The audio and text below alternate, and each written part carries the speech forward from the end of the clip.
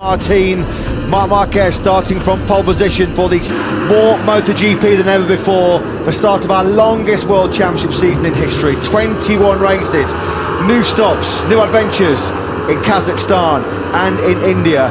21 rounds for now. Yes, a fairly even split amongst the front tyre selections between the medium, and everyone has gone for the medium rear tyre with two exceptions. Those are Raul Fernandez and Taka Nakagami. Well, I suppose the big question, the one to pose here in Portugal, is can anybody stop Ducati? They dominated every flag, waves at the back. We're all set to go here in Portugal in the full-length feature race. Marc Marquez got away really well from pole position. Bagnaia gets squeezed by both Martin and Marquez. He had to back out of it there, didn't he? And coming through, fast starting. Steve.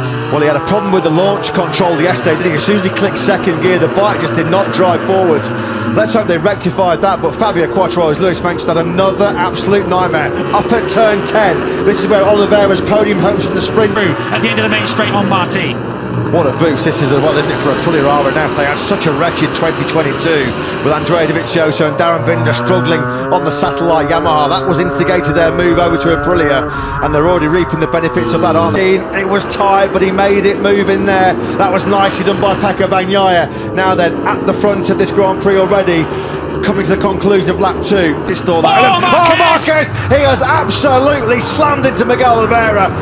Yellow flags right in sectors 1 and 2. There was initial contact, I think, a clip on Jorge Martin. And what a nightmare it's turned out to be for Miguel. Into the hands of Pecco Bagnaia, of course, who was free from that at the front. He's now got a near second advantage over Maverick Vinales in second place. What an opportunity he suddenly has on the factory Aprilia as Alex Marquez. Contrasting fortunes for the Marquez brothers. His lower right leg, he was already, as we said, nursing some nasty bruise on the left leg after a high side on Friday. Dear me, Miguel Oliveira, Lewis, could have been thinking about a double podium here had it gone his way this weekend, but it's all gone so wrong. A shake of the head. Devon, that's a red-hot pace from the Top Gun. Fastest lap of the Grand Prix, and that's closed the gap down to 4/10 to Pecco Bagnaia, and he's found another 10th already in sector 1 on this lap 5. Yes, we seek to take stock of this Grand Prix now. Bagnaia's lead is 3/10 of a second. Rarely saw him on the Honda over the last 2 or 3 seasons. His career has been given a massive boost, hasn't it, with that switch over to the Gresini camp. He's 5th at the moment, having taken Brad Binder on the previous lap. Good job this by the South Africans. And it's the package that completed last season and was, by common consensus, the class of the field. So Marco Bezzecchi and Luca Marini were able to just plug that bike in on Friday morning and immediately get on with it. And Bezzecchi showing very good pace at this stage of the Grand Prix. He was so he's zeroing in on the back of the race leader. Catching is one thing, passing is quite another. The stars aligning for Maverick Vinales? Of course, he was promoted onto the second row of the grid by the incident which took Enea Bastianini out of contention yesterday. And of course, good results for Alex over the last couple of years. He's very good around this circuit, though, is Alex Marquez. Of course, he was challenging for a podium here in 2021 in the Algarve Grand Prix before the red flag came out. He was giving Jack Miller a hard time for 3rd place in that Grand Prix. So this is a circuit that... This is turn 5. Miller runs out to the marbles. That's why Alex Marquez came on through. Just a little bit too hot there offline, wasn't he, Jack? He dared squeeze that front brake any harder. Otherwise, he was going to lock the front and go down there. A top 5. Just got to play a patient game here if he believes he's got the pace to stay with Bagnaia. A very different approach, of course, to this race than we saw in the sprint yesterday. Of course, in the sprint, over 12 laps, they could just go flat out from start to finish. In this one, bit more of a game of cat and mouse. Vinales needs to make... Turn 2 is where he really has got some fantastic speed. This Aprilia is rapid. The longer the sprint went on yesterday, the stronger the Aprilia's got. These 2023 Aprilias of Espargaro and Vinales, and it's actually Aleix Espargaro who set the fastest lap of the group. It's Bagnaia, Vinales and Aleix Espargaro that have the best pace on circuit right now. Personal best laps last time around for Alex Marquez and Jack Miller. They're actually coming back at Marco Bezzecchi now. The pace at the front is just leaving Bezzecchi behind a little bit in 3rd, 4th. Marquez, he will be very remorseful, fully apologetic.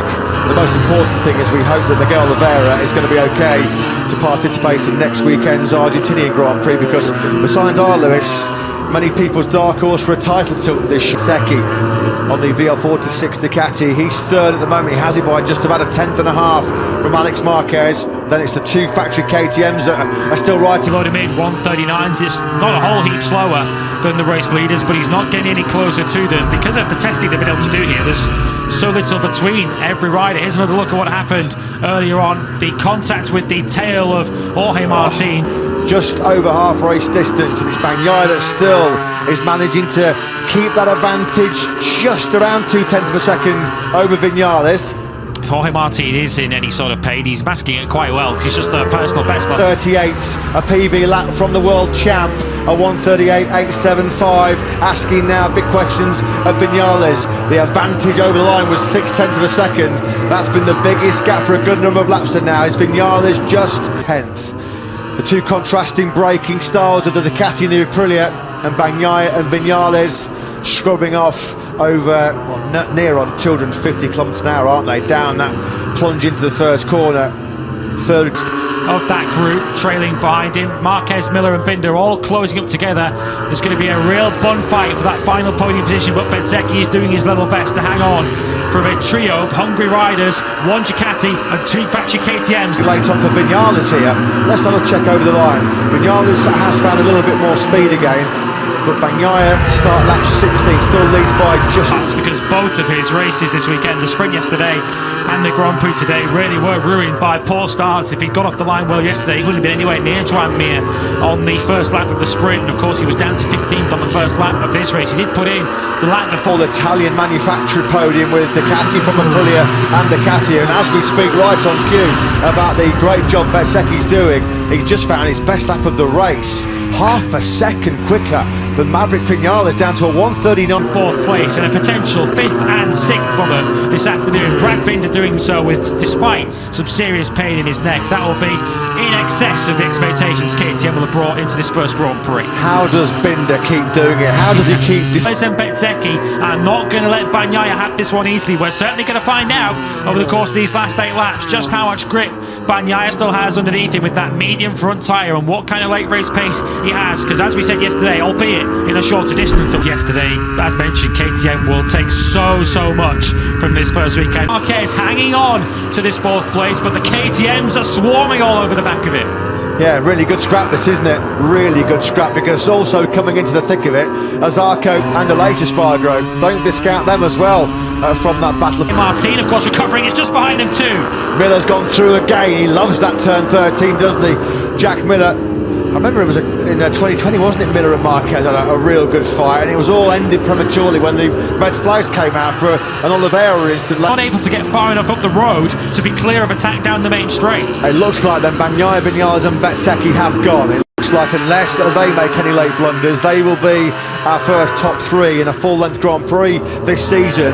What's going to happen in that? A 10th again on that last lap. Viñales is throwing everything he can at the reigning world champion, but that lead 0.9 of a second, that's just enough of a comfort zone at the moment. Look how close the KTMs are getting as Brad Binder nearly runs into the back of his teammate. In fact, Brad Binder is ahead of Jack Miller. We're on board with Espargaro, who's up behind him. He's got Zarco for company. This Toraro was a good half second quicker on the last lap. He's joining this dice. Yeah, and for the very first time in this Grand Prix then, Pecco Bagnaia is a full second ahead of Viñales into the braking zone for turn number 1. Alex Marquez is also on that harder front tyre, in addition to the KTMs and Aleix Espargaro, so they're all in the same option as Zarco now attacks on Aleix Espargaro. That will have caught the Spaniard by surprise. Zarco now moves through into 7th, and this battle is far from over. This is going to go right the way down to the finish, and Aleix Espargaro reclaims 7th place. Proper good old-fashioned lunge that, wasn't it, from Aleix on the inside of Zarco into turn 3.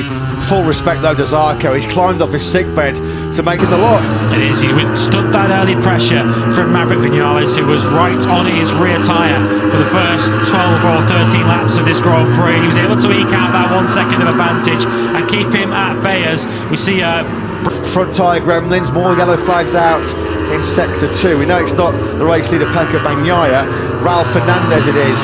Oh, that just compounds a miserable Sunday for the Aprilia R&F team, doesn't it, with Miguel Oliveira taken out of victory contention. Pecco Bagnaia will make the perfect start to the defence of his crown, although Maverick Viñales, he'll keep it. Another 10th gain by Viñales in sector 1. This gap now down to Bagnaia is just over half a second. A late charge punch coming in from Viñales. Bagnaia has responded in sector 2. It looks like he's just stage managing that. Has the honour of waving the checkered flag. Ducati dominance again in 2023.